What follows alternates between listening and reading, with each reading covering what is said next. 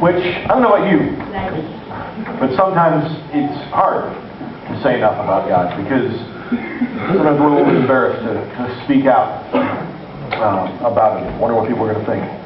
So I'll give you a couple minutes to just speak out about God. What He's done in your life in the last year, maybe, last 6 months. Or what God has done, miracles that you've seen. This is a celebration of God, so we're celebrating God. Be brave. Mark's going to come around with a microphone so we can hear you. Don't think of talking to everyone, just talking to people at your table or something. But just kind of what God has done. Doesn't have to be very long, but just what God's done in your life. I'm going to try this without crying. Many of you know our son Jeremy came home March 1st of this year. And before he did, Bill and I did a lot of prayers. And many of you know how sick I've been. And the Lord's been teaching me and healing me. And Jeremy's gone from 24 pills a day down to 9. He doesn't have to take his new meds anymore. And his doctor is just amazed. And of course we have him on a special diet, and I got him on some whole food supplements, and we are just so thankful to God. And I mean, every day it's like, Jeremy is more our son before all this started almost 15 years ago. So cool. We're just so thankful. Thank you. Praise God.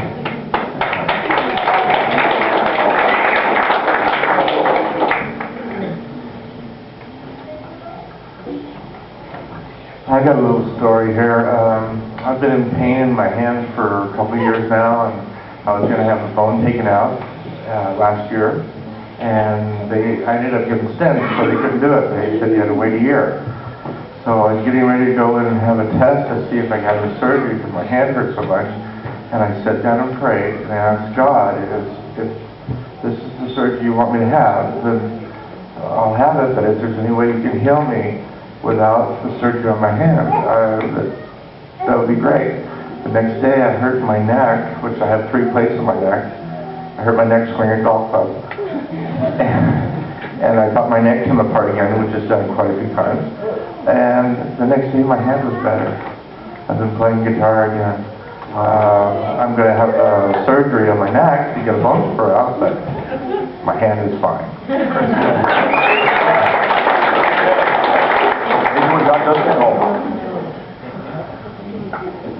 I have a praise to God that comes from 2,000 miles away.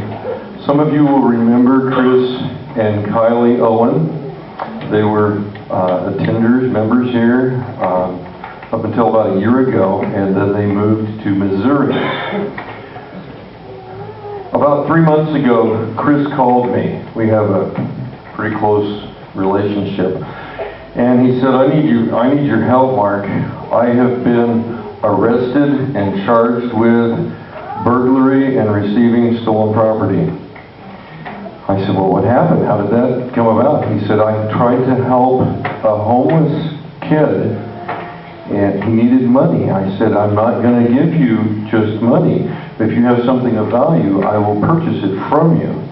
And so there was some tools in a toolbox and a pair of boots that fit Chris. So he said, I'll buy those. Okay, so they did the transaction, and this kid disappeared out of his life. The very next day, he was on the job, and somebody at the job said, what are you doing with my toolbox in the back of your truck? And those are my boots you're wearing. He was arrested, charged, and he was told he needed an attorney. Well, he couldn't afford an attorney. He said, do you know any attorneys? I said, yeah, I have a nephew that's an attorney in Atlanta. Maybe he's got a law school classmate in Missouri.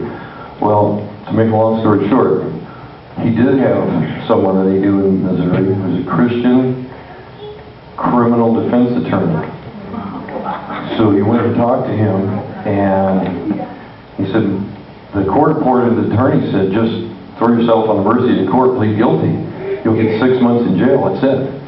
He says, I can't spend 6 months in jail, my business will fall apart. So he goes to this attorney and he says, do you have a chance? Yeah, absolutely. It just so happened that this attorney's best friend was another Christian guy who was the chief investigator for the DA's office. So he calls him and says, "Is there a case here?" "No, there's no case." And just this past week, the DA dropped all the charges. And so Chris called me last night and he says, "Would you tell my testimony at the experience?" So God is a great God.